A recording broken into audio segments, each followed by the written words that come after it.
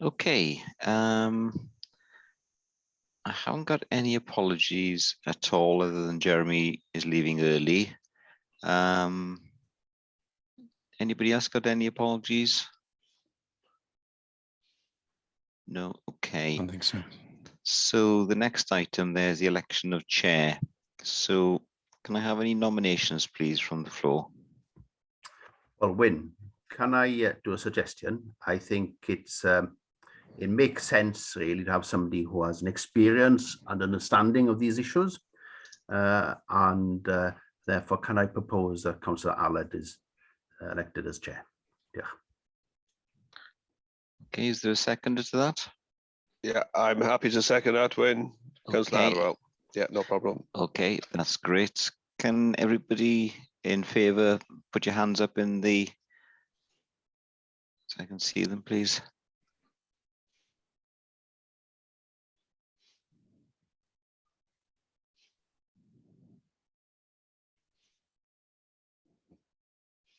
Yep, that looks like a majority. So congratulations, Aled. Wyn. Did you want to carry on for the rest of the meeting? Or? No. This is where I bow out, Aled. Over to you.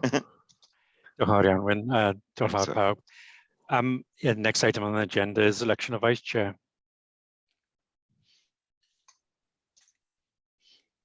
Any nominations?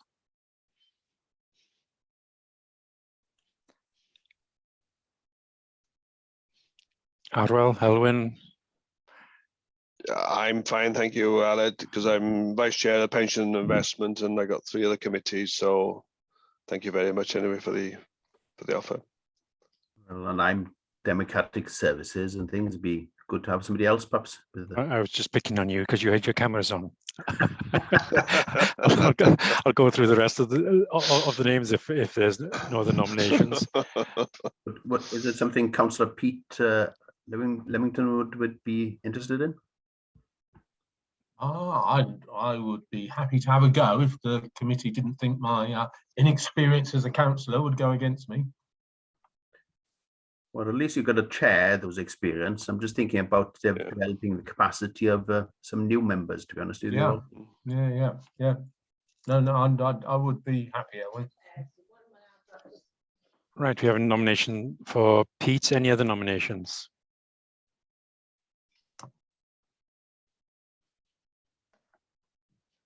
Okay, No. can we have a seconder then, please, Chair? Oh, sorry. Yeah, okay. Seconder. Yeah, I'm happy to second it, Chair. Diolch, Hardwell.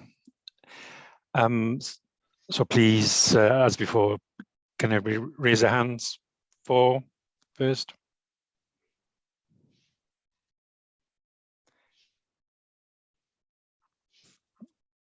That's everybody, I think, isn't it? Almost. Hands going up and down. So, diolch. Pete, you're the vice chair. Right. Next item on the agenda, the minutes from February the 14th. Just looking at the,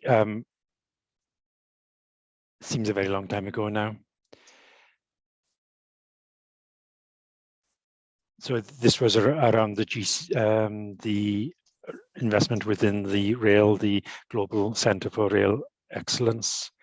It was a bit of a briefing by Eugene, wasn't it? More than anything. Are those a correct record? And are you all happy to sign those off? Yeah. I got no doubt we will have more updates and stuff on the GCRE in the near future. So no one's voicing any objections, so we'll sign those off. Thank you. Next item on the agenda is the revenue report, Q1. David, you took it to Cabinet beginning of this week. How would you like to play it? Would you want to do an intro or an overview like you did in Cabinet? Yeah, or go straight to Jane? Yes, Chair, I'll give the same report that I gave to Cabinet, and then Jane can come in and add to it when I finished, if that's okay with you. No, that's fine. Thank you, David. Okay. Right. The purpose of this report is to provide finance panel with a forecast revenue budget outturn for 22-23 financial year based on the position as at the 30th of June 2022. Table 1 of the report sets out the projected full year outturn position across the council services, including the housing revenue account and delegated schools budgets. The table shows that after the proposed use of £3.8 million of specific reserves, a further deficit of 1.014 million is currently projected. Appendix A provides detail of the financial position for each service with commentary provided by heads of service in Appendix B. The projections are broken down into categories covering cost pressures, cost underspends, cost reductions, and proposed use of reserves. The use of reserves includes the call on specific reserves approved to meet identified pressures emerging at year end and pressures identified as risk through the budget setting process. These relate to ongoing additional COVID cost pressures arising from the crisis in Ukraine and the impact of inflation. These costs will be funded from the £2 million revenue risk budget. The projected deficit of 1.014 million would also require funding from the council's revenue reserves if it materialises. With regard to cost reductions, cost reductions of 8.072 million were approved as part of the council's budget for this year, and the delivery of these is required to achieve a balanced budget in year. Undelivered savings from 2021-22 have also been rolled forward, bringing the overall total to be achieved this year of 10,855,000. Table 2 shows that 27% or 2.886 million have been delivered and a further 42%, 4.541 million, are assured of delivery by service. Of most concern at such an early point in the year is that heads of service are highlighting that 3.428 million are unachieved and are at risk of delivery in year. It goes without saying that this position must be challenged, and heads of service must consider what remedial action they can take to mitigate these shortfalls in order to deliver within budget. With regard to reserves, the reserves position is set out in Table 3. Revenue reserves at the beginning of this year stood at 63.782 million, with a general reserve holding 9.333 million, representing 4.2% of total net revenue budget, excluding schools and the HRA. The table shows the projected use of specific reserves at 5.805 million, including the reserve movements I referred to earlier. The overall deficit currently projected at 1.014 million will fall on the budget management reserve if it materialises. Environments and grants. Section 5 of the report sets out the grants received this quarter in both education and children's services. These are reported for information and will be included in the revenue budget. Environments for cabinet approval are set out in section 5.2. The first requests the transfer of £380,350 from the children's service budget to adult social care for the out-of-hours service. This service is now going to be line managed by officers with adults for both services. Environment is requested to transfer budgets within the education service. The movement of £427,110 is required to realign budgets due to the management changes within the service. A budget adjustment is proposed to realign expenditure and income budgets within income and awards due to a change in the way the bailiff's charges are invoiced and accounted for. The environment sees a removal of £120,000 budgets on both the expenditure and income account codes. Excuse me. The final environment asks Cabinet to approve the drawdown of £192,916 from the specific elections reserve to fund the costs of the elections undertaken in May. A specific reserve is maintained to manage elections costs and as they vary year on year. If we look at the financial risks in the report, a number of financial risks are set out in the report. The council was able to achieve an underspend in last year's outturn due due to the additional funding received from Welsh Government. The level of additional funding is now anticipated. That level of additional funding, is not anticipated this year. The projected deficit reported this quarter demonstrates the additional pressures arising from COVID, the Ukrainian crisis and inflation.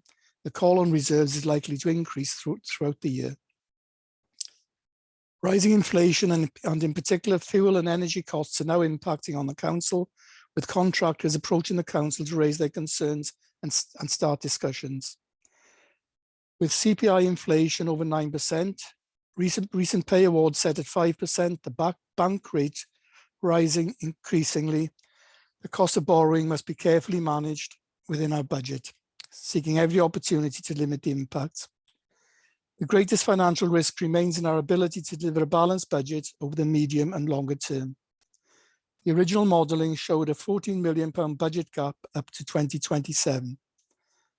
But this gap is now likely to be significantly higher as we reassess our assumptions and the key pressures affecting future budgets. The medium-term financial strategy and the assumptions on which the financial resource model is based is being reviewed and will be considered by Cabinet and Council in September. We continue to plan in an increasingly challenging and uncertain time.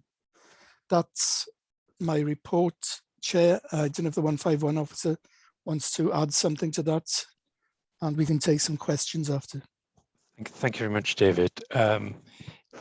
Jane, yes, please, if you would wish to add something to it, and possibly members will want to go through it.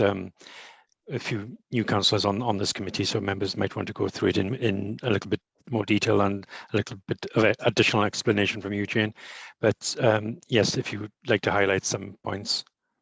Yeah, I think Councillor David's covered the content of the report. He's highlighted the risk that we're now facing in terms of our budget for the current year.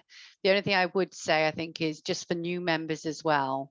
This is the Q1 report, but the position is the forecast for the full year. So it's based obviously on what we know now. So it might change as we move through the year, but based on our current understanding of where we are now forecasting that deficit through to the end of the year. So it's not the deficit just in relation to Q1. So I think that's important to note.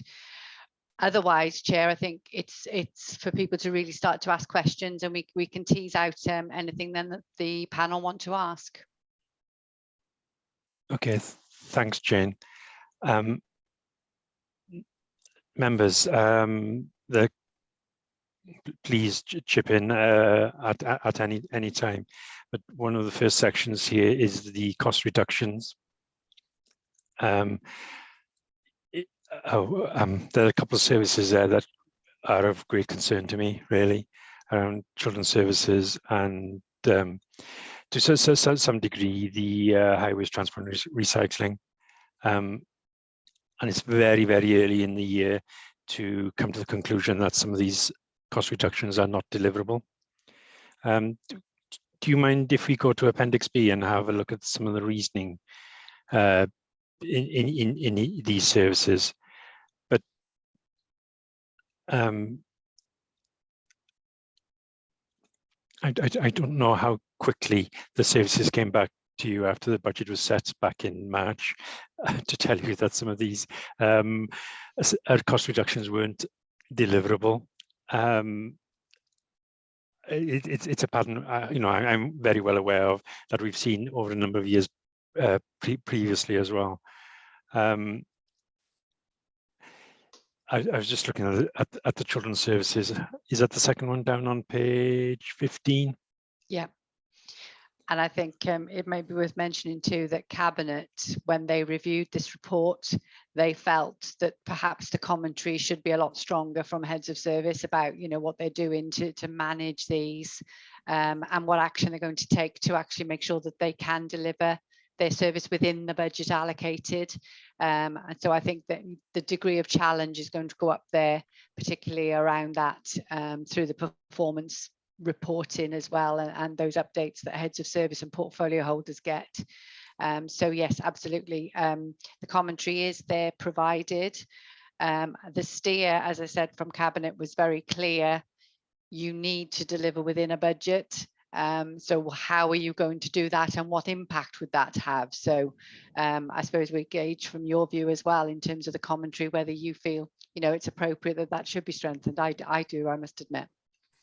Can I just add to that, Chair? Please. Just to underline the fact that this is the end of Q1, and when we've got a service saying that they can't deliver millions of pounds worth of savings, that certainly questions the whole process around the integrated business planning and what's included in the FRM. So it is a major concern, and it will be addressed, needless to say. Can I ask, when did the Cabinet ask for a response to this? Is it going to have to wait until end of the second quarter, or are you hoping for an earlier response to that? Because it would be good if the finance panel could see an earlier response if possible. I think in the case of children's service, it would be ideally we'd like a response before the end of Q2, but by Q2 at the very latest, and we will look to work on that. Thank you, David. Jeremy. Thank you, Aled. For me, again, I'm going to raise this. We're asking to make cuts on these services. None of the services come back and say there is a point when we cannot deliver anymore. And without this point, we're just okay and stuff in the dark. And I've got to be honest, it wouldn't be done, in my opinion, in any other business. And I think for new members, what they'd be interested in is if they could have something, because it took me a long time to understand over the last 10 or 15 years, how much is actually being cut out of the budget. Because without understanding that, you're just in the dark. And I spent 2 or 3 years in the dark until I realized and went back and found out the vast amounts. So firstly, for me, I'd like to see something from the heads of children's services, adult services, highways, which says, at this point, we will no longer be able to deliver this service as it is. And at this point, we will stop delivering either A, B, or C, because we can't proliferate a poor service down anymore, because it means that we're not giving the standard of service required. So we need to stop delivering something to deliver things properly within our budget, in my opinion. Thank you. Thank you, Jeremy. Just for members to be aware, in these tables, it does not show the additional investment into various services within the year. The overall budget of children's services grew in this for this financial year. I can't quite remember the exact figures. I was trying to look at a table. I can't find it at the moment. But those investments go hand in hand with these cost reductions. It's about delivering services in different ways as well. So I don't know whether you want to comment on that, David or Jane, on Jeremy's point. Yeah, I mean, I'll pick it up. I know we've had this conversation, haven't we, several times, Councillor Pugh, and it is difficult because we're not delivering a certain thing. We're having to deliver a service that reacts time and time again to demand pressures and so on. So I believe that the integrated business plans that services produce every year, and those are being refreshed now currently as we speak, those give Cabinet, more specifically in the first instance, an idea of how the service can deliver that service and at what cost.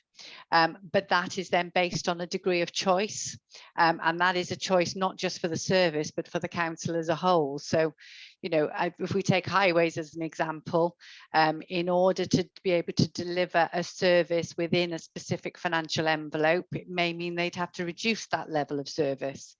But that is the discussion that takes place with the services now as we move forward with the budget. So what we can assume when we set a budget is that the appropriate level of service defined at that point in time can be delivered for that money. As things then change, that will need to change and be reflected upon as we move through the year. Similarly with children's services, we never know how many children we're going to have that we'll need to deliver a service for at the beginning of the year. We base that on a number of assumptions, and then each package isn't the same. So you can't say we can only look after another 10 children and then we reach that crisis point financially, because until you know exactly the level of demand needed or the level of support for those individual children, it's very hard to dictate exactly what that looks like. So it isn't as straightforward, I think, as you would see initially, but the IBPs are very much what services will come forward now to tease out that question. And they will say, well, I can deliver this level of service for the funding that I've currently got. However, if I change the service, I can deliver it for this amount. Or if demand increases significantly, I'm going to need this amount. And that's part of that ongoing dialogue that's had with services. And then, of course, that's challenged at that level as well. You know, it's not, we don't just give everybody everything that they ask for.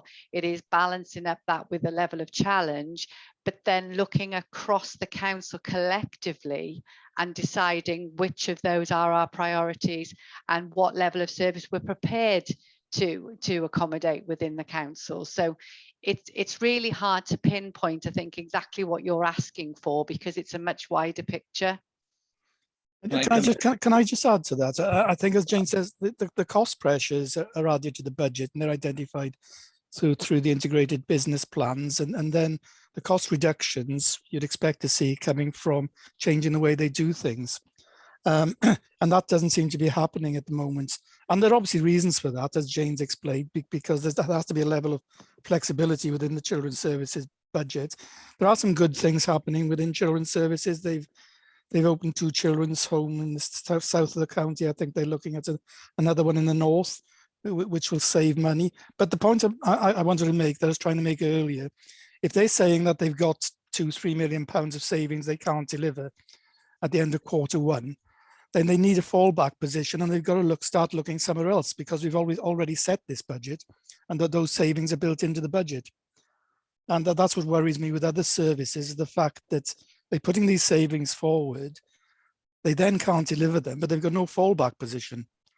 I know times are tight, and there are financial pressures, etc., but I think that they need to start thinking of fallback positions. Jeremy, do you want to come back in then? With the failure, once you've got a budget and you've decided what your budget is, and then you understand what you're delivering as a service, there is a point when you can no longer deliver that service because of constraints.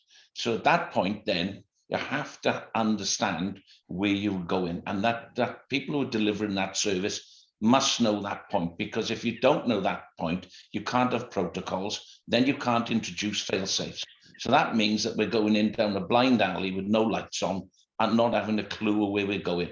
We need to have these things in place to identify when things are going to fail, so that we pick it up as early as possible, to either try to readdress what we're doing or understand that we have to improve the budget. But if we don't understand when the business is going to fail, because we don't have a point when the business is going to fail, then we're just going to end up at the end of the year not having a clue. Now, I could go down the children's services route, which is the most difficult one to go, but let's just go down to the highways. Highways, they've took away, they've got 2 road sweepers in the whole of Powys. The conditions of Powys, we're paying men now, the labour of men going around sweeping the streets. It's not a saving. All we've done is saved 1 year by not buying another road sweeper. Gully suckers, 2 in the whole of Powys. And our drains, and we're sending people around to repair them. So have we made a saving? Yes, we made a saving here today, but we didn't make a long-term saving, because the cost of labour and the damage that's being done isn't a saving. But because we don't understand when the business is going to fail, we can't put protocols in and we can't put fail-safes in. So we're making savings for this year's budget, but it's not savings long-term. And if we don't get our protocols and fail-safes in place, I'm just saying to you is you cannot run a business of this size without it. Thank you for letting me come back. Thank you, Jeremy. Elwyn. Yeah, diolch yn fawr. Yeah, my concerns basically with children's services is if you look back at when the inspectors came in, of course, we had a very low budget there for the children's services. If I recall, it's something like initially about 16 million or thereabout. A lot of investment went in to support them up to about 21 million initially. The base budget for this year is just over 27 million, but actually the figures coming back now will show it at 32.6. That's nearly double what it was when inspectors came in, which is a heck of a difference. And I think, and I'm well aware that social services and children's services in particular throughout the UK, in fairness, are under huge pressure post-COVID, and we've all got to respect and understand that. However, that is quite a considerable jump to doubling in figures. And it would be very interesting to compare some of those figures with other authorities in Wales to see, right, are we in tandem with what's happening in other places, be Gwynedd, be Ceredigion, Carmarthenshire, quite a big county, and I think then that would perhaps highlight, why is one set of figures with us potentially much higher than somewhere else?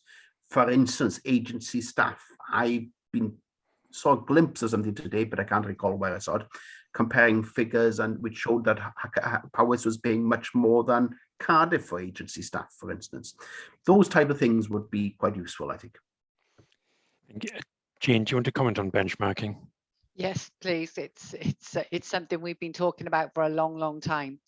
And I think finally we're getting to a stage where we're being able now to pull some of that together, because you're absolutely right. I think demand has increased on children's services across the board, across Wales. But the key question to ask ourselves is, where are we placed with others? What is the cost of delivering our service, and how does that compare with others? And whether it's higher or lower, understanding what those differences are absolutely critical to planning into the future. And I know Cabinet have already said that in terms of that work, we need to focus that now on children's services immediately because of the ongoing pressure that we can see. So that piece of work is underway. We've started that already, and we'll be bringing that back for Cabinet and for Council more widely to see as well. Good, Good, thank you. Adam. Good afternoon. Thank you. So as a newbie, if I can ask a couple of sort of basic questions. Table 2 is very useful. So, well, first of all, I'm going to sort of, I suppose, swing behind Councillor Jeremy, say that what would be really helpful, certainly for newbies, is to see that trajectory on the path, so see where these services have come from and how close to the bone they are. And particularly, I'm going to add a little bit to that, which is where they've had to make major changes to services to sit inside the budget. So just give us a sense of, what was cut in the past to get inside the budget. But what I want to sort of touch on is how is this issue of looking forward, because table 2 seems to be at the nub of this, which is every service is defining a cost reduction. And I'm just looking at the two biggest there of what are called unachieved. So that's children's services and then highways and recycling, 1.6 and then 1.3. But if I go and look in, I'm struggling to work out where that's discussed, because they seem to be the critical figure. Because if I look in the appendices on children's services, I can see a column at the top in that summary of figures at the top, which says cost reductions not met, not delivered, 3.3. So that's the ones I'm assuming that's adding up those that are saying not achieved and those that are saying assured. So immediately we fudged two things, really quite important things, back together. The cost savings that are assured and the cost savings that are not met are all combined back in one. So we can't differentiate between the two. And then the discussion below, we talk about cost pressures, understood, cost underspends, I understand, cost reductions just get listed. And what I think I'm missing, and by all means point me to it, is where the head of service is saying these are the cost savings that are unachieved. Question mark is that, should that say unachieved or unachievable? So are those, I assume they're saying unachievable or difficult to define. And what I'm missing is any sense of discussion in children's services. They tell me a load of figures, which I can't argue with because, they're just figures to me. But if I particularly look,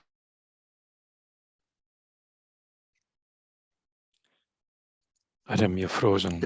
Transport and highways, transport and recycling, I also get in cost under language, so an overachievement of 705k against Streetworks, an overachievement. So it's all good, positive language, but I think it completely misses the discussion. It says those planned savings, where are they being discussed? So here in this paper today, you know, the two officers that would be useful to hear from would be Head of Children's Services and Head of Highways for that conversation around, so how far off the mark are you and why is that?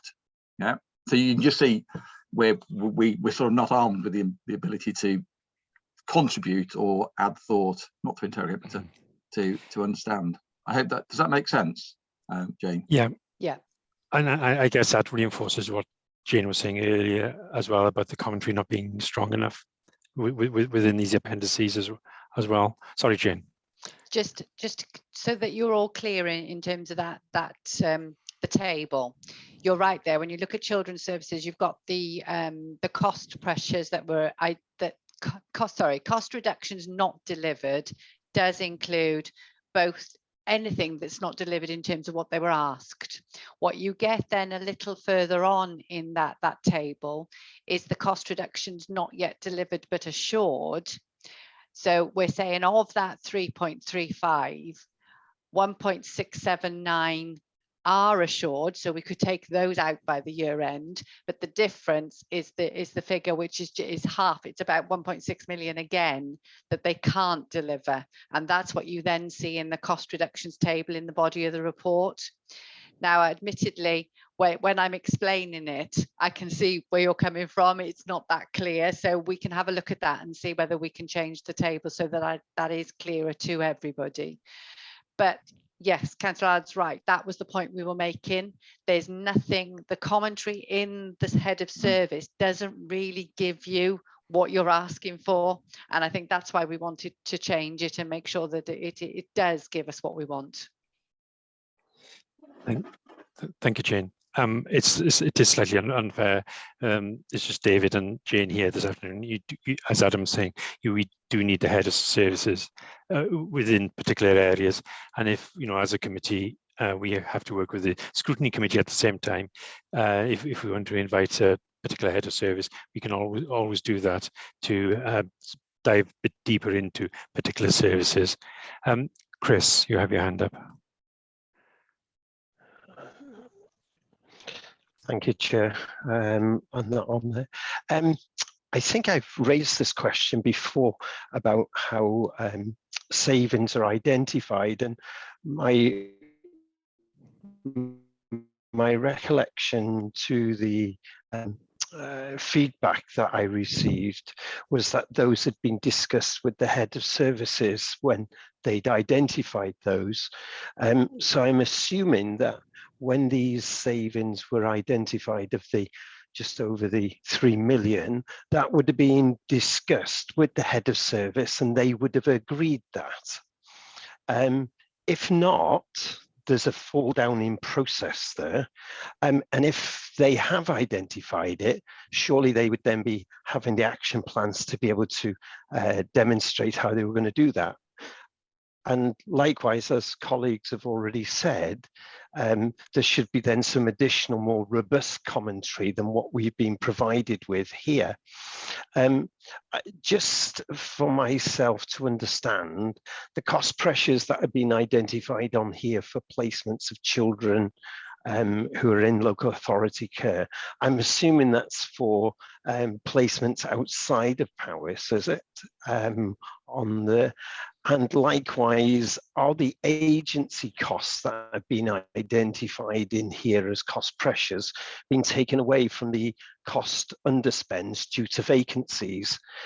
Because that then changes that position, because you would be taking another 245,000 away from that 345, only really leaving you an underspend of 100,000 within the, and it just looks a little bit messy in my perspective. And the other thing that we just need to factor in, and I wanted to clarify, is with current vacancies, and if you're looking at them, with some of these positions, particularly if they're going to be for social work qualified individuals, they're going to take at least 3 months to come online. because of the notice period that they would have to give with other organisations. So we've got that timeline delay coming in for those being recruited, and that's then going to add to your agency costs. And then in relation to benchmarking, Chair, I just wondered of whether we do use our internal audit, because to me, these are the two areas, children and highways, that our internal auditors should be looking at and working with them to benchmark good practice, to see how, where we've got those differentials, to see if there's any way that we can help improve and support these services so they don't have to be cutting down, as has been mentioned by previous colleagues. Thank you, Chair. Thank you, Chris. Very good points around those cost pressures. Jane. Yeah, I'll try and, I know there was a lot in there, so apologies if I missed anything. Do you want to start with the budget setting process about how we challenge, services come forward with a whole raft of pressures and how there's pushback and challenge? And yeah, I think just to take you back a few years as well, historically we used to set a target for every service to find savings that represented, say, 5 or 10% of their overall budget. And then that was imposed on the service, built into the budget plans, and then we saw we couldn't always deliver on that. So we moved away from that. Sometimes we may well set an initial target and say, well, can you come forward with reductions of around this amount? But explaining the impact if that was to be taken out of your service, and then the budget develops around those discussions. And in some instances, a service will be said, well, actually, no, we can't do that. We need to keep that level of service. Therefore, we won't impose that reduction on your particular service. So absolutely everything that is now featured in the budget has gone through that process with a head of service putting things forward. They're challenged on that. Cabinet review those proposals, Council review those proposals as part of the budget setting when we get nearer the end of that budget setting process. So yes, absolutely, there's a number of steps that have gone through to give us an appropriate level of assurance that these savings can be delivered. And obviously I have to take that into consideration as well before I can advise the Council as to whether a budget is robust or not. So be assured that that process is in place. Now, sometimes things change. I think we all saw when COVID hit us a couple of years ago, many services weren't able necessarily to deliver the savings that they were asked of because we couldn't do the things that we wanted to do at that time. And we were having to concentrate on reacting to the pandemic rather than business as usual, really, at that point. So there will be valid reasons why some cost reductions may not be delivered. But that's what should be spelt out here, absolutely, in terms of the commentary. And then there has to be that consideration about what you do about it. And as we said, that's clearly lacking. So that needs to be updated. We do offset any underspends and any cost pressures against each other to get to the final figure in that column.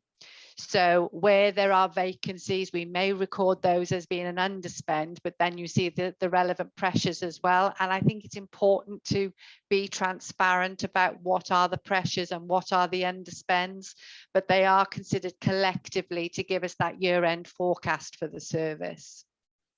So that 140k, the second cost pressure down, is that the net impact of not?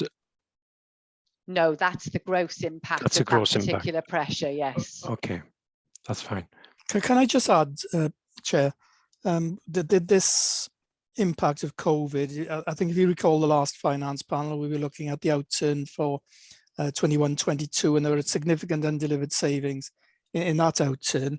And we've accepted that the reason for that was down to COVID. It goes without saying, but let's not lose sight of the fact that we're talking now about the end of Q1. And to suggest that as a service can't deliver £1.6 million worth of savings they identified just some months ago is a major concern, in my opinion. Yeah. But I do accept, that to be looking at some of these cost pressures, etc., placements for children, for example. As I said earlier, that they've been proactive in acquiring children's homes in the south of the county, which will bring children back into Powys, which is going to save them a significant amount of money. And I think they're looking up north as well. But it is a concern, goes without saying. Yeah, and on that just very point around placements, there's 399k additional. There was growth in the budget allowed for within the budget, wasn't there? I can't remember the figures. Having said that, it would be almost be useful to have the outturn figures for the last financial year as a first column in the tables above, so everybody can see the growth in those areas, because the net budget of the council has grown by about £20 million between the two financial years. So I know Jeremy does pick on the fact that there are cost reductions, but it sort of camouflages the fact there's been significant growth across the councils in various service areas. So the net budget now is just over 300 million. It was 279, I think, or 28 something on the previous year. So it would be useful to have that additional column to have the outturn for the last financial year. So you see a better picture that is not completely about cost reductions, really. Yes, that 399k placement, additional placement cost. I assume there are numbers of children behind that. Is it additional children? Because I thought that was very stable. Or is it more complex packages? Or probably a mixture of both, I'm guessing. Yeah, it is a mixture of both. So some of the packages will be above the average, depending on where we can get those foster placements, whether they're in-house foster carers or independent sector or external support outside of the authority as well. So it will be a combination of those things. But you know, that it is surprising to see that figure switch so quickly following the actual setting of the budget. But Jeremy. Thank you, Aled.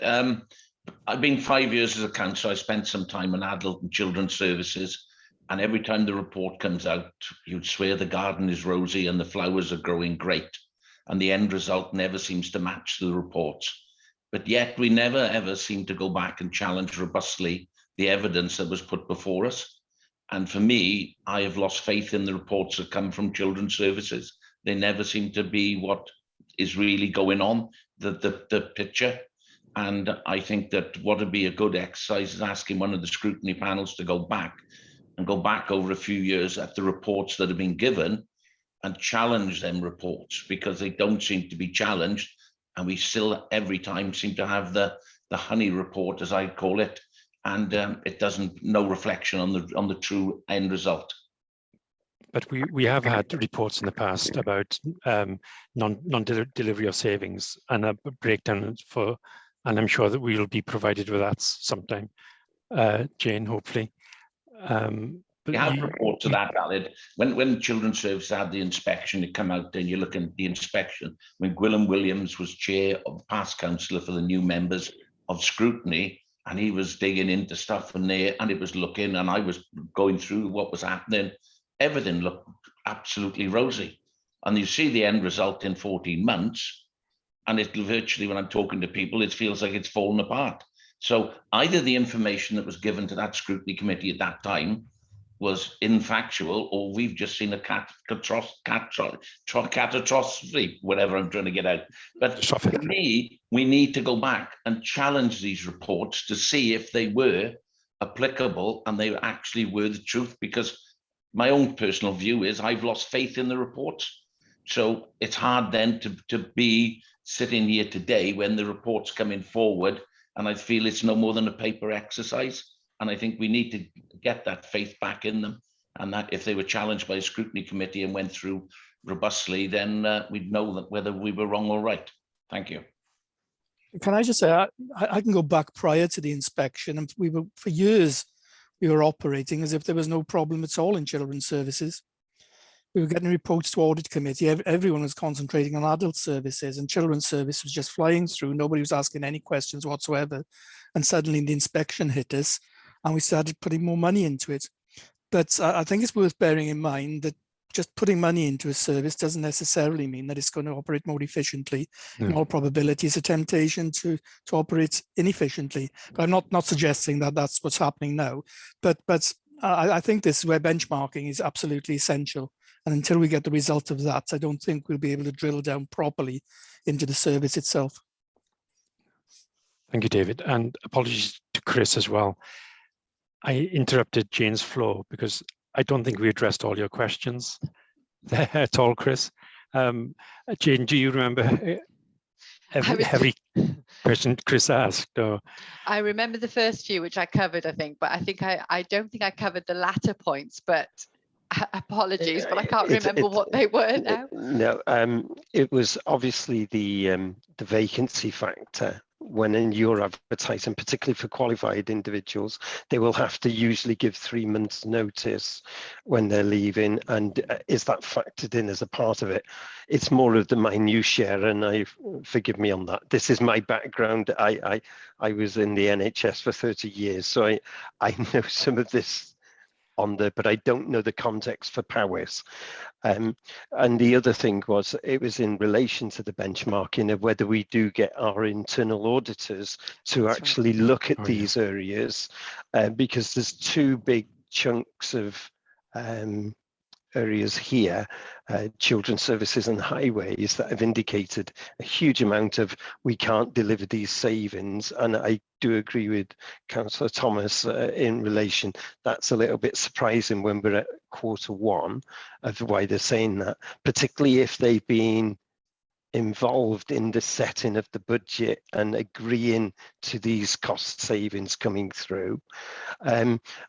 Should we then help them by getting internal audit to look at best practice and bring things up where we can try to support those services in delivering these outcomes, but ensuring we've got safety of the service and we can still deliver our statutory responsibilities for the children and the people of Powys. I'll pick up on a couple of those then now. I think in terms of vacancies and agency costs, absolutely right. You know, we do have, there is a lead in time, isn't there, to get people interviewed and into posts. In terms of the figures, yes, we would factor that in. So we'd know how long we need agency people for to fill those posts. So that would be factored into the forecast. And I mean, on the ground, I'm sure that the service thinks that through, because obviously that does impact on service delivery as well as the finances. From the benchmarking question and internal audit did do a review of the budget management actually within children's services. I think it was last year, and they didn't find anything in terms of that work that caused sort of any major alarm bells. They felt most practices were being fulfilled, and I think the report was reasonable in terms of that level of assurance. We've got the accountants working with the service at the moment, looking at the benchmarking data, which will start to provide an evidence base, I think, to then start to tease out and challenge the way that we're doing things and the cost of that in Powys. And then in terms of good practice, it's not something I think our audit teams have necessarily been involved in to date. But again, this is where we can work with the service either through internal audit and with the accountants to actually help to look at that and tease some of that out.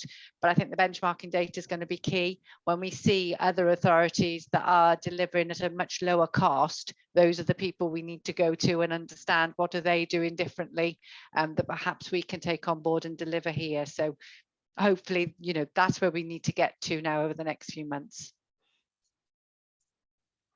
Thank you, Jane. Chris, did you want to come back at all? No, that's fine, Chair. I'll leave it for now, but thank you for that, and thank you for the opportunity of coming back. And it's extremely important to understand that the head of service owns the budget. You know, that's what they get paid for. It's a head of service and the relevant portfolio holder that are responsible for that particular area. It's not been imposed upon them. There has been clearly there's a pushback and a challenge around the budget, but it is the head of service that owns that budget. Yes, sorry, just quickly, Jane, on the cost reductions, the whole lot there, is that all the cost reductions? I haven't added them up, or are those the undeliverable ones, or it's just not clear, is it?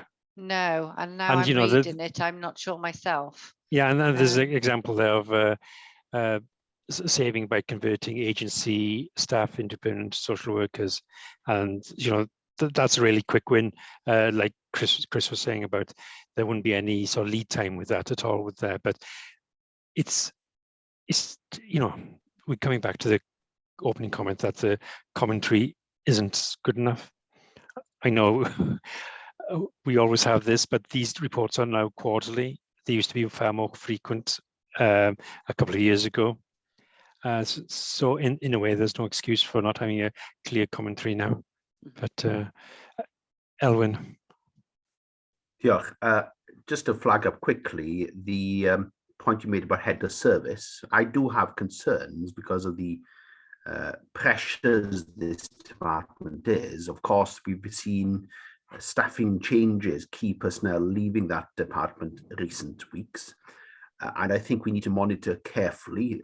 I know there's a new structure in place at the moment and people need opportunity, but it is a heavy workload on top of everything else those members of staff have to do. And personally, I think it's, I would have preferred to have a clear person with a sole responsibility and head in charge of this work. And I think we need to monitor that carefully as it develops in coming months. I'm sure David and his cabinet colleagues would come back to the finance panel if they have any worries over these issues. Maybe good to have, even if it's in confidential session or something, be good to have a heads up of any issues that could have serious impact going forward. Thank you. Any other questions? I know we focused on children's services here. The adult services was a line before as well, and one thing I highlighted there was the cost pressures.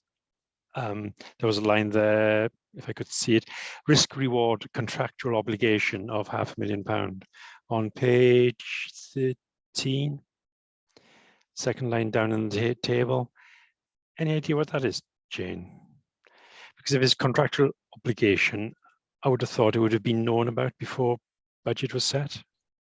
Just looking to see where it is. Sorry, which page? Page 13, and on that table. Risk reward contractual obligation. Yeah. It's £500,000 there. I don't know. I'm not sure what that is. It just seems a strange one. David, you probably wouldn't be aware of the detail there.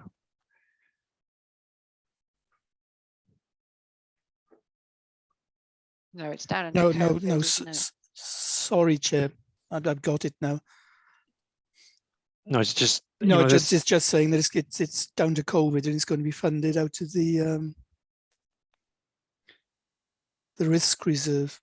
We can check. There'll be more detail behind it, just not in the table. Yeah, I'm sure there is, and it's always that balance between how much you put into reports, but it's especially important for new members that possibly there's a little bit more detail in the first 12 months, 18 months of report writing. Any other comments from? I know we spent a little bit of time on children's. Well, I'll add, if I can, the two things that flagged up to me basically is children's services, one which covered.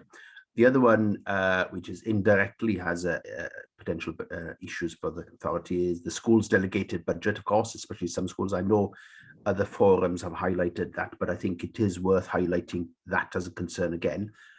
And I think, there's a lot of emphasis in other committees about the transformation agenda for schools and things, but surely this sooner or later has to be seen in that context, I would have thought, rather than in isolation or in separate silos. And the other thing that struck me there's a 244,000 loss highlighted in the school's meals budget. I presume that must be because of disruption being in schools in the last 12 months because of COVID and on-off and things. I can't think of what other reason there would be for such a large loss there. But also looking forward, we know the free school meals starting in September. it is very important that we make sure the Welsh Government cover sufficiently that provision from September. And I know that's as a result of applied Labour deal, but they need to write the checkbook, have the checkbook out still the same. And I know it's a similar concern in Gwynedd. I was in a meeting the other day. And Dyfrig highlighted to make sure that the costs were actually covered in that with that service. Yeah, good points, Elwyn. On that children's meals for the early years, is it a flat rate per head per child across Wales, or is it council specific? Personally, I don't know the detail. No, okay. Jane, would you know at all? Or? We'll have it, but off the top of my head, I'd need to go back and have a look at the terms and conditions. And the loss Elwyn was highlighting on the meals, school meals. The service was running at a loss already, was it? I assume, that's over and above the existing loss. The change in. I'm just trying to see where that is in the report. I'm page, flicking through it. Do you know where that is out? Because I want to see where it is, under which section. I might give me a bit more of a. Further on somewhere. Is it in the commentary? It's well, you get an education review, and then you've got schools delegated, and it's further down again.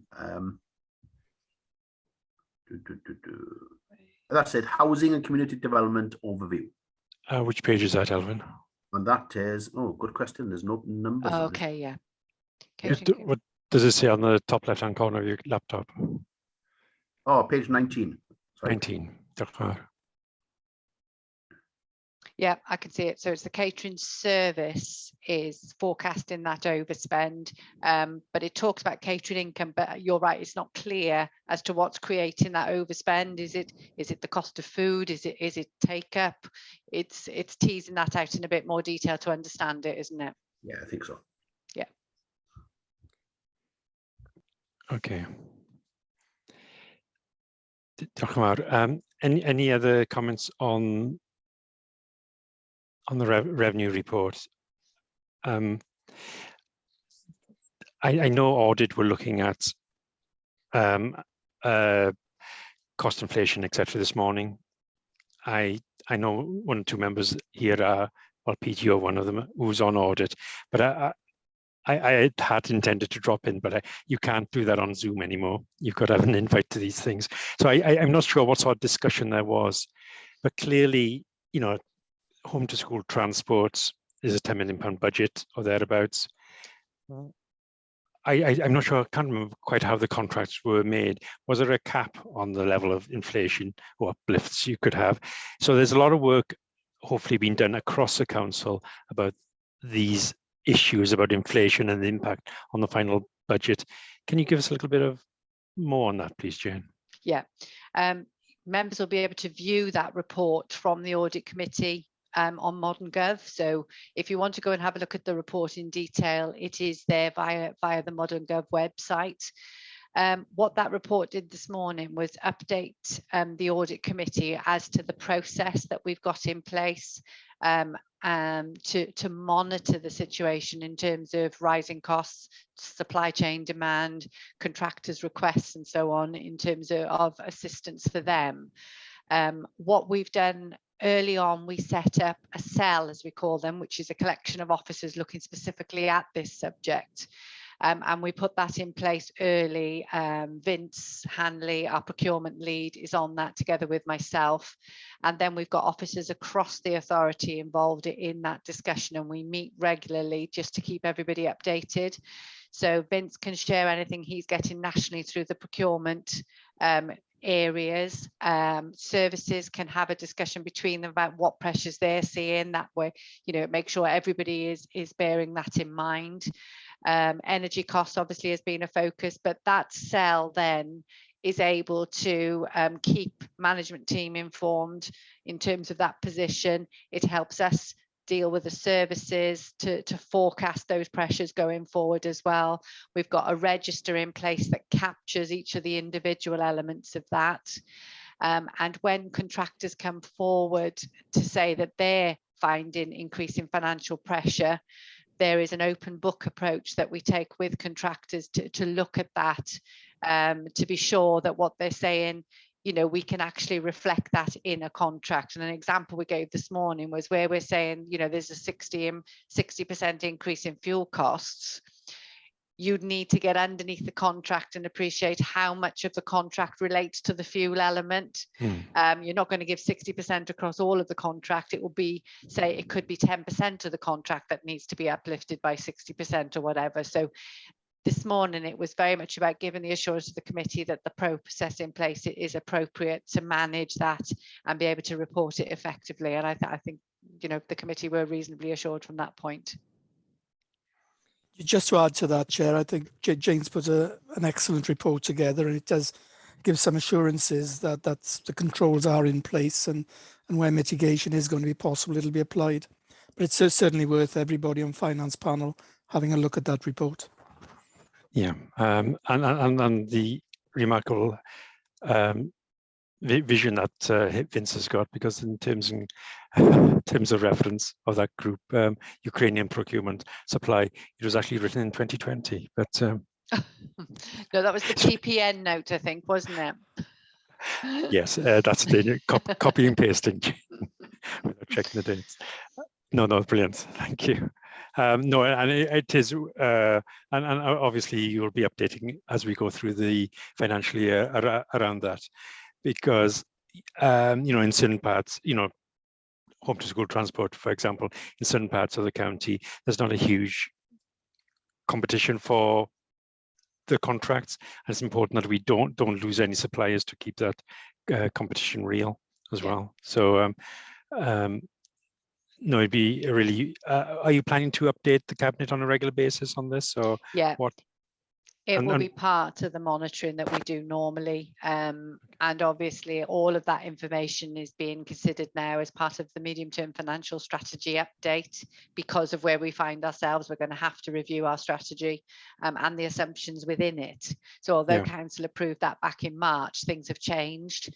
So Council will be asked to look at that again now in September as well. Okay, and could we as a Finance Panel have an early sight of that report as well, if possible? I don't know what the timetabling looks like. I think we've got a Finance Panel on the 9th of September, so we're working currently with Cabinet on that revised strategy. So I think that would be Finance Panel's first opportunity to probably look at the revised assumptions and have some input into that at that point, if Councillor David is happy with that. And also, it also goes for early insight into the IBP as well process. From my experience, UC services coming forward with a large list of pressures, and in this financial year, some, I think it's about £10 million identified going forward for 23-24. I'm sure that will be significantly different as well. So early insight into that would be helpful. And if you wanted, David, if it was sensitive information, happy enough to have it in sort of confidential session if need be, because I appreciate things change as well over the years, and you wouldn't want to set any hairs running either. So happy to deal with it in that way. Yep, happy to do that, Chair. Thank you, David.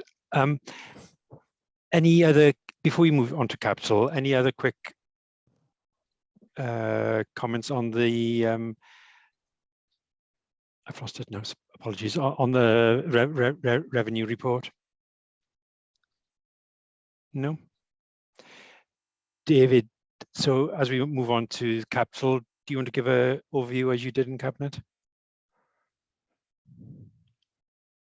Yes, Chair. Thank you. Right. This report provides an update on the financial position of the Council's capital programme for 2022-23 as at 30th of June 2022. The current year's programme was approved by Council on the 3rd of March 2022. It included capital schemes totaling 133.88 million, of which 25.55 million related to the housing revenue account.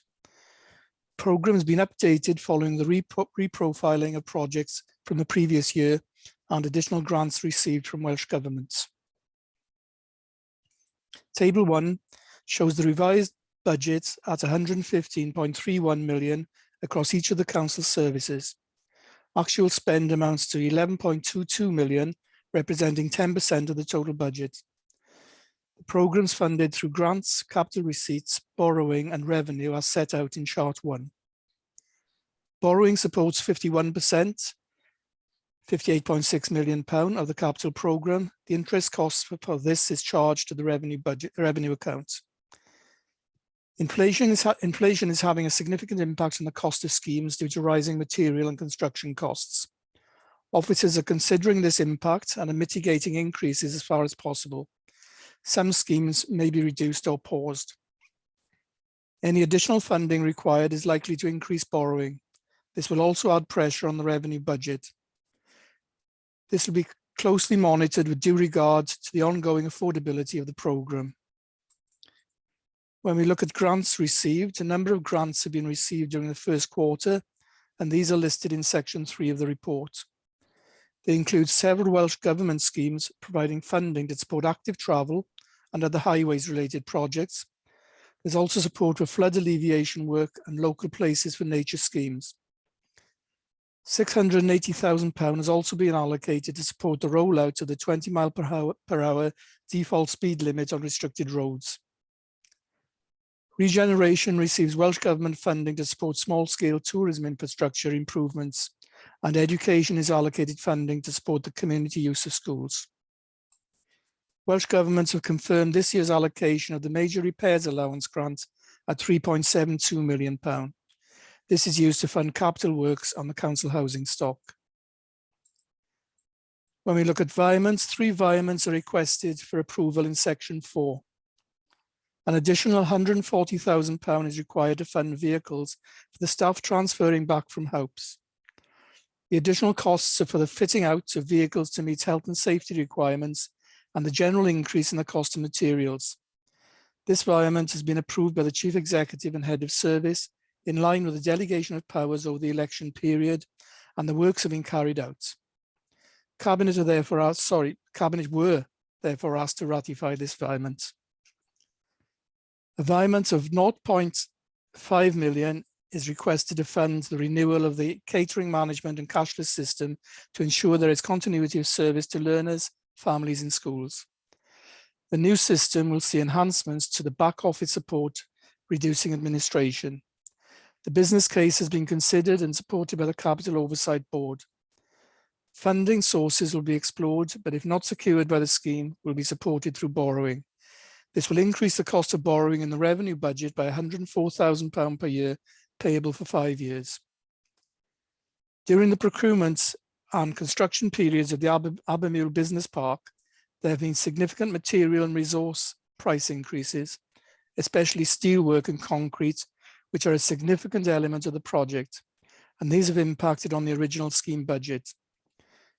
Value engineering has been undertaken to minimise the effect of the cost increases. However, this has not fully mitigated the impact. Additional budget of £140,000 is requested for approval. This increase will be funded from the unallocated amount already included in the capital programme, so there's no impact on the revenue budget. Important to note there that that's the Abermule Business Park and not the bulking facility, Chair. The report also sets out the reprofiling of budgets already approved and the capital receipts position. That's the end of the report, Chair. If the 151 officer wants to add anything to it before we take questions. Thank you, David, and thank you for making that last point around the business park. I think is not quite correctly reported within the papers following the cabinet meeting. So thank you for doing that. Jane. Nothing really to add. I think the whole conversation around inflation and increased costs, impacts equally both on the capital budget and the revenue budget. So just highlighting that really, but nothing further to add. Okay, thank you. And of course, any delays in capital spend not possibly could have a revenue saving from that delay, but there's also a downside as well of potentially not being able to deliver savings within revenue and possibly not deliver service improvement as well. Yeah. So I assume you're taking the whole picture into account when making these decisions. Thank you. Panel, any comments from anybody on, I know it's fairly early in the, when it comes to capital expenditure, and in the past we've always seen the percentage of the capital expenditure spent fairly low until the final quarter of the year, and then this amazingly shoots up in the final quarter, which doesn't always make life easy for the finance team. Elwyn and then Jeremy. Okay, yeah, just a couple of points on the capital expenditure. Of course, the bulk of it was schools related. There's a list of projects there that are in hand in various stages of development. There's reference to Sennybridge and Hyddgen there, which neither have commenced. Of course, the danger is the further delay there are with some of these projects is the costs will actually shoot up and will mean having to spend much more in 12 or 18 months time. So it's imperative that some of those projects do commence, I would argue. That's the main point. I think it's a chicken and egg situation, I know, but you cannot afford not to invest at times, I would say, and those projects should commence. Do we know what the timetable is for commencement of those two projects in particular? Because I know there's still discussions going around with them. David, where are we at? Oh, sorry, go on. Where are we at the moment? I Oh, sorry, James has got his hand up. I was going to say, James is here as well. Sorry, I didn't realize you were here, James. Good afternoon, James. Good to see you again. Yeah. Sorry, James, please. We are still, Sennybridge is still early on. I think that needs its outline business case submitted to Welsh Government. I think we've only had the SOC, the first stage strategic outline case submitted. So that's a little while off. And I think there's a revised OBC for Bro Hyddgen on its way to Welsh Government as well. Once the designs is kind of finalised there, so there's still a fair way off, and I think there's going to be quite a bit of budget reprofiling going on there once we've bottomed out what the costs are likely to be and when we're likely to incur them over the next couple of years. But I think it's key that we get the right schemes before they go out to tender, rather than rush and to maintain low prices. We get the right schools built as well. It's that fine line, isn't it? Yes, and I know we caught out with Downis going pop and things a few years ago, so that's complicated things. But yeah, as long as it's not dragged on forever, sort of thing. Yes, and it's important. I assume that all stakeholders are being informed about potential changes within the outline business case and stuff before it goes to Welsh Government, to make sure that everybody's on board. But I'll leave that point with you there, James and Jane. Next hand is Jeremy. Thank you. Aled. Personally, I can't believe we're going ahead with new schools with different designs. I think common sense should have prevailed a long time ago. We should have one design for school for primaries, one design for secondary schools. When we come then to do our work on them, we know exactly what they're made of. We've got the spares, we've got everything, we know where the problems are. Just designing ad hoc schools all the time is incompetence to my mind. But going back to the Abermule, whatever, the overspend there, I think this is a classic case. Again, do we believe what we're being told? Because we should be having quarterly reports. I raised this at the last finance meeting, so we knew how they're performing. It's quite easy to come to the end of a project and say we've got an overspend of X because of Y, but if we don't understand that it was being run within budget all the way through, do we now know that it is Y really Y, or is it Y because it wasn't run efficiently at the time? And I think that this is so imperative with all large projects. We have quarterly reports, they are assessed, and at the end of the year, we have comprehensive reports, and we go back through the reports to ensure that they were reported correctly. And I think that at the moment we don't have these, and it's a failing that we need to address. Thank you. Thank you, Jeremy. Jane, or David, we do have that capital program board. Yeah, Do you want to? I'll come in. We have two boards that have that oversight and monitor the delivery against each individual project. So you don't see that level of detail here. This is just where things are out of kilter, if you like, with the budget, and obviously then we have to go through the environment process if that's needed. But there's a schools capital oversight board that monitors each of the individual schools projects. So that's a board consisting of officers. It's an operational level monitoring and review of that. So we have reports into that regularly, showing us each project and giving us the assurance where they are on budget or raising any issues if that be the case there as well. We've also introduced now a more general capital oversight board that undertakes that role across all of the council's capital schemes.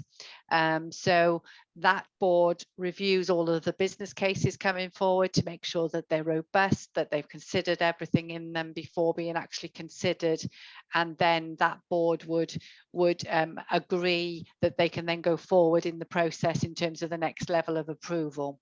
And then that board also will monitor the capital spend against each project, and again look for any issues will be reported to the board or assurance that everything is on track. So those things are in place at an operational level and with officers. I just asked Jane, then how did we end up with over £1 million overspend at Welshpool School? If they were on the board and they were on top of everything, they should have picked that up long ago and we should be made aware. Thank you. Can I just say that I don't know about the Welshpool School, Jeremy, I can't give you an answer for that. So I don't know if Jane's got anything to say in it, but going forward, I think we're going to see a lot more of this because as far as a lot of these contracts are concerned, I think there was on average about 3% inflation built into them. And, you know, when we're looking at CPI at the moment of over 9%, RPI is running at, I think, about 11.5%, 11.6%. So it goes without saying that costs are increasing, you know, at an incredibly fast pace, and it's bound to have an impact going forward. And that's what I was saying earlier on with the report that was taken to audit committee this morning, that does give some assurances that this is being monitored and mitigated where possible. Thank you, David. Jane, while we're on that subject, do you want to comment on that? Was it the power review that looked at the processes within our capital? Did the old finance panel have a copy of that? So was that discussed at the time? I'm not sure if the finance panel did. I know the audit committee working group saw sight of and had some information from the PAR review. Yeah, that was a review that was undertaken through Welsh Government. So they looked, and I can't remember which project it was now, but they looked at one of our projects specifically, looked at the governance around it, the processes around it and everything. And they gave us, you know, a good report in terms of what was in place to do all of that. So that was really pleasing to see that it sort of passed that test, if you like, in terms of the governance arrangements around that. Thank you, Jane. Gareth, you've got your hand up next. Can I welcome you? We haven't actually met, even though you're one of the new independent members of the audit committee. Welcome to the audit panel, the finance panel. Good to see you. Sorry, your question. Glad to be here. Yeah, no, thank you. Yes, I'm picking up on something that I think Councillor David just highlighted. Is this inflation? Construction costs, wages, supply chain, almost in double digits. This is a whole new phenomenon for a lot of people in recent times. And I notice over 40% of the funding is from grants from the Welsh Government. Yeah. And grants, when they're offered, are in the periods of inflation, they'll be out of date very, very quickly. So, and over 50% of funding is going to be from borrowings. The only place you can give is by the council borrowing more money to make these projects happen because of these cost increases. There's two things that really spring to mind. One is in that chart where it says about Welsh Government grants, are the are any of these 100% funding for discrete schemes, or are they contributions, a percentage of the total cost? And if it falls into the latter category, what mechanisms are there to feed back to the Welsh Government, hey, since we've done all these different business cases, and because of inflation, these costs have gone up much more than expected. Can you put your hand back in your pocket proportionately? And is there, because I think the council will have to make decisions whether or not to go ahead with some of these projects, which they won't have done in the past, because these grants are only available for a discrete period and then withdrawn. Yeah. So you're under pressure to follow the grant, and the grant is the tail that can wag the dog, which could have major implications. Yeah, there's a number of points, but well made there. I think in terms of the grants that you see in here, there'll be a mix. Some will be fully funding projects, others will be where we have to make a contribution as well. But also the size of those projects are going to be quite different as well. So if it's a short-term project and a small project, I would think that the cost that we've got now and attracted the funding now, there's reasonable level of assurance we can still deliver within that. But you're right in terms of some of the bigger projects. And we saw this actually with one of the contracts for one of the schools projects, where we'd had tenders submitted, inflation was going up and up and up, and actually contractors couldn't stand by their bids when it came to the formal approval or actually allocating the projects to them. So we did have to have those conversations with contractors then. They weren't prepared to sign off contracts at that stage. And in that instance, because it was a project that was funded with support from the 21st Century Schools programme, as it was, name has now changed, and I'm not going to even attempt to remember the new name. But we did go back to Welsh Government and have that conversation with them. And we have on other projects that we've got in the schools system where we're seeing that impact coming through now.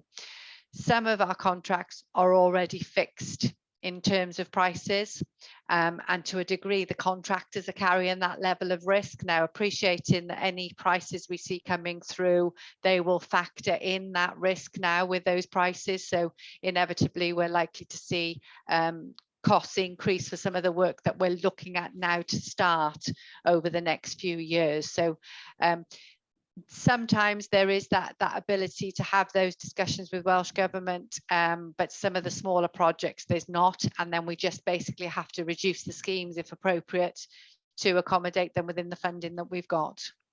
Oh, thank you, Jane. It would be good to have visibility of what you described as those big projects, which would fall into that category. We do have a capital program spend. There's a spreadsheet somewhere, isn't it, Jane? Yeah. Possibly you could forward it as part of the budget papers, wasn't it? Perhaps you could dig it out and forward it to all members who wouldn't have seen it beforehand. Yeah. Thanks. Was the Welsh Government fairly responsive to requests, or is it case by case, I'm guessing? It is it's case by case. Yeah. Yeah, and the contractors will be building in greater contingencies into their own budgets as well. So that'll be inflationary impact there as well, won't there? I'm sure. I think just to add as well, as a collective across Wales, we keep an eye on this as well.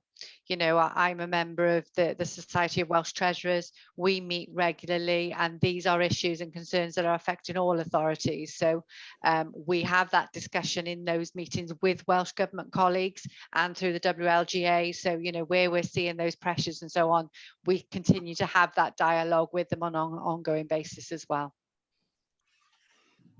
Thank you, Jane. Thank you, Gareth.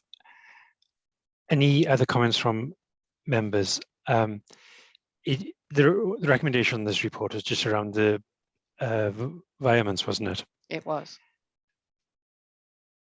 There was no action called for by the Cabinet. I can't quite remember. They were fairly more satisfied with this report than they were with the revenue report, I'm guessing.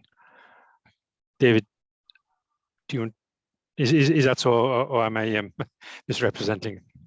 Yeah, I think that's fair comments. The only comment I can recall was around environments, about the house environments, just for some reassurances there. But no, I think that's fair comments. Yeah. Just to add to something that was mentioned earlier with regard to capital spend and capital programs, we shouldn't lose sight of the fact that we could possibly be heading for some sort of an economic storm here, because not only we got this high level of inflation, we've got interest rates rising. Yeah. I know there's some forecasters are saying they're going to start dropping again next year, but there are so many unknowns out there because we've got supply chain issues, particularly with labour supply. And if the new Prime Minister goes ahead, for argument's sake, with tax cuts, you know, there's a strong argument there that that's going to fuel inflation even further, because you'll be increasing demand at a time of serious supply chain issues. So growth forecast at about 0.3, 0.5, I think, for next year, that could quite easily slip into negative areas. And before we know it, we'll be in the middle of a recession. But it's just food for thought there, really. No, absolutely, David. And from memory, the settlement before Christmas the Welsh Government gave, it was fairly positive on the revenue side. It wasn't so positive on the capital side, was it? And I don't think the UK Government indications for the next 3 years wasn't hugely positive on the capital side. I can't quite remember the details. Yeah, there'd been some capital removed, didn't there, from some of the Welsh Government budgets. Yeah. Yeah, and James, you got your hand up before I bring Elwyn in.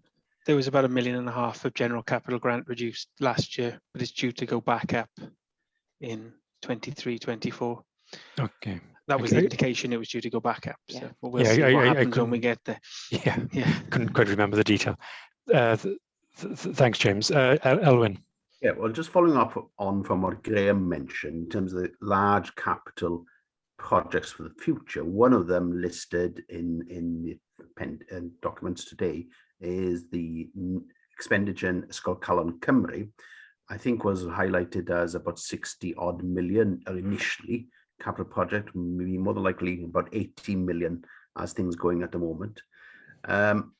You know, there's big questions about such projects, bearing in mind all those unknowns, as David mentioned, at current time. When will there be actual decisions taken as to any reprofiling or actually future of these projects actually happening? David, it's a little bit of a, well, go on, Jane, if you. Yeah, I think in terms of the school projects, we haven't had any information as yet in terms of the next band of funding. There was a requirement that we had to spend, and James will correct me if I'm wrong here, 85%, was it, James, of our current allocation before we could even consider drawing down further funding from the next band. I think that's changed a little, but again, we've not had any approvals yet past Bambi in terms of those projects. So they're not imminent in terms of that, but obviously we would need to finance them for our share as well through the council. So that is something that's going to feature obviously as part of that budget development now through the autumn as to what we can afford to do. Okay, thank you. Tom, good afternoon. Yeah, thank you, Chair. With regard to capital projects, in times of difficulty, of course, the contractors are also at some risk as well, because they have to manage their budgets, and contractors can go bankrupt in these circumstances. If they happen to be working on one of our capital projects and they go bankrupt, that could be a major problem. I have experience of this many years ago. I just wonder to what extent we look into the financial stability of our contractors before we allocate contracts. Yeah, I know it's part of the process, and Jane's got experience of Downes and multiple. Jane. Yeah, Yeah, part of any major contract, obviously there is that financial assessment that's undertaken as part of the tendering process. So, you know, there are certain thresholds within contracts and so on that we have to make sure contractors are financially placed to be able to deliver on the contract, particularly where they're more, you know, over a few years. You've got that. The downside of that is, though, when you make those assessments, it's always on the latest set of accounts. They may not be as up to date as you would like. What we have done in the past, though, is where if the period of time has been quite lengthy since the last set of accounts has been posted, and if we have any concerns after doing that financial assessment, we'll very often contact the contractor and ask for more information to give us a level of assurance that they can do that. But that being said, it's no guarantee. We put all of those checks in place and we do everything that we can to give us a reasonable level of assurance. But as we all know, sometimes things change, and that could change mid-project. It's about sort of keeping our ears to the ground really in that regard, and highlighting if there are any issues or concerns along the way. Okay, thank you, Jane. And we saw with Downes, Yeah, that's a perfect example. They were being backed by Welsh Government at the time as well. But they're, you know, looking deep into the background, I guess there were some indications there, but the fact that they were being backed by Welsh Government at the time, I guess that gave more confidence. But Chris. Thank you. Obviously, you mentioned within this report about the inflation, and you've mentioned before, Jane, that you've got a particular group of individuals looking at that. Have you done modelling from the current rate, but also increasing higher over the period, going from, say, up to 15% or even up to 20%, to see what the impact of that is on particular projects? And the other thing is in relation to, if we are seeing a rise of inflation, the Bank of England will more than likely start raising interest rates. And how does that then affect the borrowing that we've got on current capital schemes? It's been mentioned before that some of those are fixed, but when they change, will that lead to an increase in further repayments being required?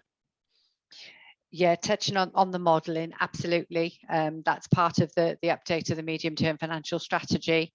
And we also give, you know, what a 1% change looks like, as well as the assumptions that we make. So we do that modelling through. In terms of borrowing, when we take out that borrowing, it is fixed at the rate we can get it on the day we actually do the trade. So we don't have the issue where we could have existing payments increasing. They would be fixed, but of course the borrowing for those future schemes may well increase, and we have to factor that into our overall plans and our revenue budget as we go forward as well. So yes, clearly something we have to keep an eye on. Okay, thanks. James, do you want to add to that? When we take out new borrowing, we have options of the lengths of terms that we take it out at. So last year we took some out at quite a low rate, over 50 years at like 1.5%, which is locked in for that 50 years. Now we're at least double that rate. But we do have the option to, if we think interest rates are going to drop, just to take out some shorter term borrowing that's much cheaper, that'll last a couple of years. So we've got flexibilities to make sure that we don't tie ourselves down to higher rates for long periods of time. And we'll look at that every time we need to borrow. Thank you, James. Treasury management, we haven't had any training on that yet for this new term, have we? But it's a really important function of the council. It's you don't just borrow money and forget about it. You know, it's a strategy that has to be managed. So thank you for that, James. Any other questions on this report? No, we're very satisfied. A couple of things that come out of it. Is it possible to send members the capital programme a little bit more details, a spreadsheet of what we've got in this next financial year. And it would be great if we could have an outline of potential projects coming forward, especially when you look at 21st century schools over the next sort of 5 years. I don't know how much detail you can supply us with there, Jane and David, but it would be good to have some sort of indication. I'm sure you're working on it all the time, but it'd be good if this group could have some sort of indication. And if I know there's sensitivities around, you know, consultation about school changes, etc., etc. But if it's confidential paper, that's fine too. So if we could have a bit of indication around that. We touched on a few things within the first paper as well, first report. I hopefully you've noted those down, but it is about early sight really on many of the issues we've raised. It would be good to see that as soon as possible. I know you talk to your Treasury colleagues across Wales, Jane, on a regular basis. Whether you've been having further discussions about potential settlements going forward. We did have a sort of 3-year indicative settlement, whether there's talk of that being changed at all. Early sight of that would be good as well. Thank you. Any other issues? David, did you want to say anything? I was just, oh, no, I've got nothing to add, Chair. Just checking. I should zoom back up to the agenda, shouldn't I? Just in case I missed something off. It's no, that was the last item, wasn't it? That was the last item, yeah. Okay. No, that's brilliant. Thank you, Jane, and thank you, David. If there's no more comments from panel members, we'll call it a day there. Okay. Thank you, Chair.